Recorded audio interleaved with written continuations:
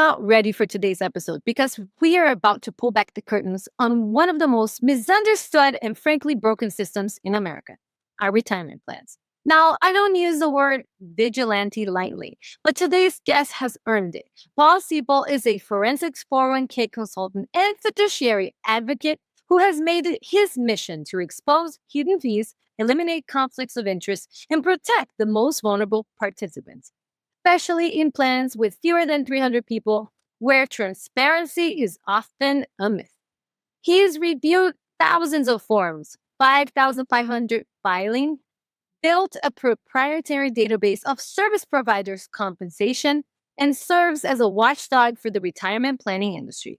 Oh, and when he's not busting industry myths, he's bringing people together through community dining, using food as a vehicle for deep conversations and systemic change. Paul, welcome to the Entrepreneurial Edge. Thank you. It's great to be here. Paul, you didn't just stumble into this role. You've been on a mission since 2009. What first opened your eyes to the problems in the 401k space?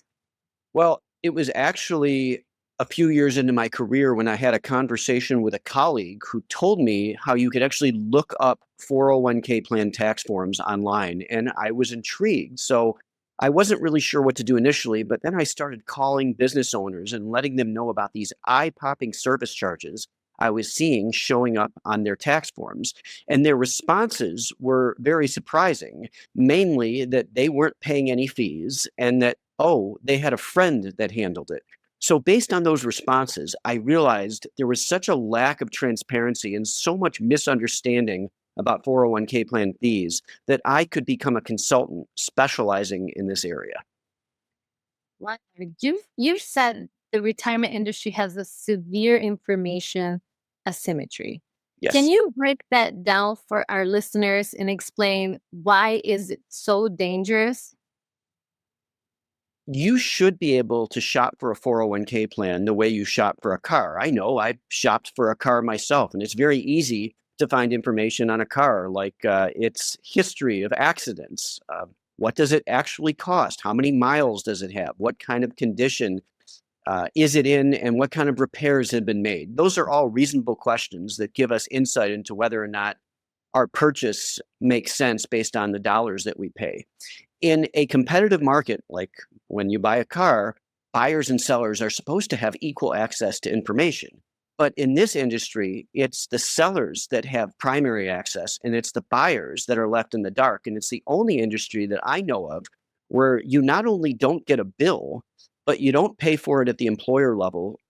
In most cases, the bill that you should get should at least reflect the amount of actual dollars coming out of the participants' accounts. And nobody even understands what's going on. And for that reason, you have to pay another consultant just to figure out what you're paying the initial consultants that you hired. Yeah, I myself have been advised to use fiduciaries in financial planning. Just it's safer to have someone that should have your own benefit, not the institution's benefit in mind. So, Paul, what does being a fiduciary really mean to you, and why do so few actually live up to that standard? Being a fiduciary, in theory, is supposed to mean that you are legally obligated to act in the client's best interest. But even those acting in a fiduciary capacity don't necessarily do so. And I'll give an example. Ideally, the employers should be paying these fees, not the participants, if the employer can afford it. And when employers pay the fees, they're often more sensitive to the cost. I'll give an example is Milton Friedman, an economist, talked about the 4 ways to spend money. He has it in a chart. You can spend your own money on yourself, your own money on someone else's money on yourself, or someone else's money on someone else. And it's the last example where you don't economize and you don't seek the highest value. So this particular industry is set up in such a way to ensure that employers are not sensitive to the cost and they don't necessarily try to seek the highest value. And for that reason, the incentives are misaligned. Yeah. Your work isn't just about finance. That was about a little bit about community dining as well. And how did that come to life? Well, actually, I have always wanted to be healthier in a lot of different ways. And it actually started and stemmed from an issue I had sleeping through the night, of all things. And I thought, what is it that makes us healthy or unhealthy? And one area, and that's not the only one, is where our food comes from, because where our food comes from is going to affect the nutritional quality of the foods, and it's going to affect our health and how we feel. So it led me into this journey of finding out not only where my food comes from, but gathering an extensive list of regenerative farms. I have over 200 of them on an Excel spreadsheet with detailed information on each farm, like how many feet the animals have to roam, how much sunlight do the animals get, what do they eat. And with all that data, I thought, wouldn't it be fun to bring people together through shared meals sourced from these regenerative farms? And wouldn't it be neat if I used all this data to help with the sourcing? And wouldn't it be fun to have different themes and sometimes speakers and sponsors, and to get people together over shared meals and use the shared meal as a foundation to foster community, stimulate meaningful dialogue, and strengthen social bonds? Wow. I love so much about what you do with that. More of it, like actually that you spent the time to find these things is very Yep. hard to do. Then that you're using it in a meaningful way. And the coolest thing is that it actually impacted your health in a positive direction. It's amazing. It's like a whole 360. Amazing. I love it. Yeah. Well, so let's get tactical, Paul, because a majority of the people that are watching these shows are business leaders and entrepreneurs as well. I'm Mhm. going to throw out a few scenarios. Give us one piece of advice for each, okay? Okay. The first one is a small business owner is confused about 401k fees. Where do they start? What should they do? The first thing they should do is simply ask. And I know that sounds very obvious, but I've been asked that question before, is ask every service provider that they're using for a detailed breakdown of all the fees that they are charging, which are primarily record keeping, custodial, administration, and financial advisory fees. And don't just demand a breakdown of those fees in terms of percentages, because these fees are often quoted in terms of, and wrongfully, a percentage of the total asset value, the total amount of money in the plan. Demand a detailed breakdown of the dollars that are being charged and ask for consistent billing, because unless you consistently see how much money is coming out of the accounts, you're not going to be sufficiently sensitive to the costs.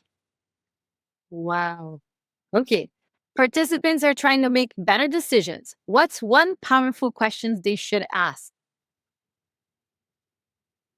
To the service providers, I would say, and this is an expansion upon my previous answer, just like you would ask any other professional service provider for a breakdown of those services, not only what did you charge, but what did you do in return for that fee? I want to understand. If I'm a participant, I would ask, what is a detailed breakdown of your services? Just like if you got a big legal bill and your attorney charged you all this money, that doesn't mean it's illegitimate.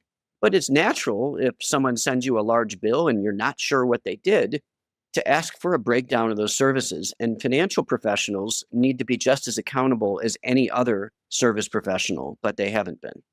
Company wants to improve plan quality. First action step. In addition to doing a review of the service providers in terms of their fees, you also want to review the providers in terms of the quality of their services and the technology that they offer, and make comparisons, detailed comparisons amongst other service providers, so you can fully evaluate the plan, not just in terms of what you're paying, but in terms of the overall value of the services. And that requires often an experienced consultant that knows who the other service providers are, because many benchmarking comparisons are not thorough enough and don't include a wide enough range of service providers in terms of cost, services, and technology to truly represent a meaningful and effective comparison. All right. Advisors claim to be a fiduciary. How can you verify if they're a real fiduciary?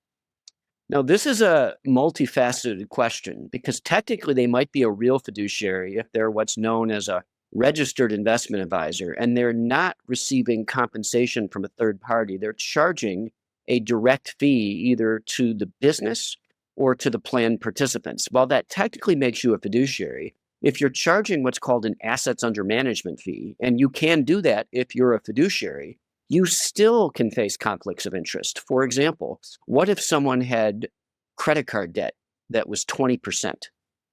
And what if the participant asked the advisor, should I pay off my credit card debt or should I max out my 401k?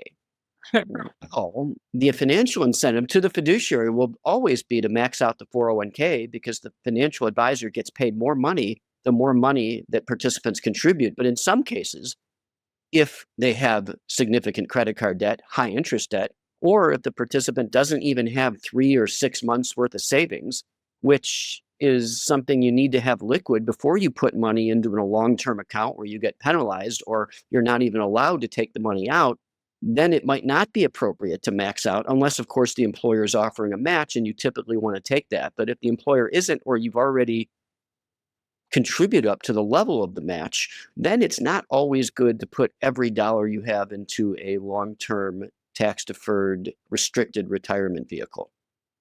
Wow. You're speaking a little bit in the Dave Ramsey arena. Are you like associated with Dave Ramsey? I am not, and I know Dave Ramsey does talk a lot about debt. I don't dive as deeply into debt as Dave Ramsey does, but I'm sure Dave Ramsey would agree that anyone with high interest debt, uh, once they've already taken advantage of the match, or if there is no match being offered, it just seems like common sense to at least consider paying off that debt first. And it Yeah. does also seem like common sense to make sure that the advisor's incentives are not set up in such a way that they get penalized for telling you to do the right thing. Yeah, that's brilliant. He does have like people that are fiduciaries that follow his mindset. And I was just wondering if you were affiliated with him or not, because it sounds very similar to his advice. I like that advice. Mhm. Anyone wants to rethink a system, finance, food, or otherwise, what would be their first move? Oh, now that's a very broad question. I think it's always good to take a deep dive and take a very high level view of how an industry works. It's very easy to get caught up in the details, but just take a step back and ask yourself, does this make sense? Now, combining the food and finance, one way in which my views intersect is I'm a big advocate for transparency. I want to know what my fees are. I want to know what my fees are for. And I want to know where my food comes from. And I want to know the conditions of the farm. And I want to know the nutritional differences between food I get from a factory farm versus food from a regenerative farm. So just by showing curiosity and asking basic questions, I think you can learn a lot and actually learn a lot more than so-called experts actually know. Well, Paul, this have been great answers. I'm sure our audience is going to be full of insights. And I'm questioning a few things myself. So let me ask you this. I wanted to ask where people can connect with you, but I also want to ask who are the types of people that you actually serve so that they know if they connect with you that they can actually enjoy your services. Sure, sure. Well, I'll first answer anybody can connect with me on my website, which is just my name, paulsippil.com. That's Sippil. I believe I'm the only Paul Sippil out there. So I should be easy to find. And it gives a litany of information and answers some of my questions in more depth, such as what do all of the fees that I mentioned consist of? And the types of people I serve, while they are people who own businesses or are executive directors of nonprofits, or sometimes, controllers, CFOs are the ones who oversee the plan. It's really based on a set of qualities because yes, it's those people, but it's those people with a certain set of qualities. And it's mainly people who have curiosity, who care about their employees, who are willing to ask questions that other people won't. Because if they don't have those qualities, they're probably not going to be a candidate for the type of person that I serve. Okay. So you work mainly with businesses, not with with people, right? For example, if me and my husband, we have a retirement plan and we're searching for a fiduciary, would you serve that kind of client, or would you serve just businesses that are actually doing this for their companies so that you have a higher impact with those folks? Now, that's a really good question. I can always help individuals who have a retirement plan or just have money and they have questions about that money. I wouldn't charge those individuals though, because those aren't my clients. My clients are the businesses, but a big part of my service is helping the participants in these retirement plans. So yes, if you're a participant in a retirement plan and I'm the financial advisor to that plan, then I would say indirectly you would be my client, even though you wouldn't be the one contracting with me. So it gets a little bit confusing. Who do I actually serve? So I appreciate that question very much. Understood. Understood. Mainly, it seems like you would have to have that contract with the business, and then those people that are part of the business would benefit from that. That's what And it let sounds. me add that in many cases, the business actually pays for my services. But in some cases, it is technically the participants, even though the business contracts with me, that are paying for my services. But unlike most advisors, I actually send an invoice every quarter to reflect what I'm getting so they don't forget that I am indeed charging them. And that's the big part. Yeah. Okay. So I had this friend of mine. He's an executive that he retired, and he did really well on himself just with his own 401k. And he's getting a lot of advisors calling him and saying, like, would you like some help with that? And the question he is asking is, how can you show me that you can do better than what I've done for myself? And it's a good question. He's a business owner, like you're saying. But my question to you is, do you think that all of the people that are business owners and know that they can benefit of your service, but for the people that don't have the ability to hire you yet, how could they interface with these financial companies and ask, how do they interview these people that are actually advising their 401k plan? Like, how would you suggest they go about that? In addition to simply asking, how do you get paid? How much do you get paid? You can ask them for what's called a benchmarking report, which Okay. shows their fees and their services and does a comparison of their fees and services to other companies to assess whether or not those fees are reasonable in light of what other service providers do. But really, I would want to give a specific example, and it depends on, the size of the company, how many participants you have, how much money is in the account.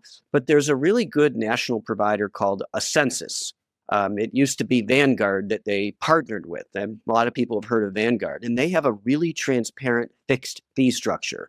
So whenever I advise people on how to do comparisons and assess whether or not their fees are reasonable, while this provider may not be the ideal provider for every company that has a 401k plan, they're a really good gauge because they're so affordable and they're so transparent and their fees are simply a fixed dollar fee per person. That's a really good way to figure out, are my company's fees in line with this company, and am I getting significantly more services than what this other company is offering, even though this other company is charging a lot less money? That's a really good gauge to determine reasonableness. Wow, it's amazing. I love talking to you. I could talk to you all day. All right, friends. If this episode opened your eyes, hit subscribe, leave a review, and share it with someone who needs to hear it. Keep showing up, stay curious, and as always, stay unstoppable. Thank you so much, Paul, for being here. Thank you.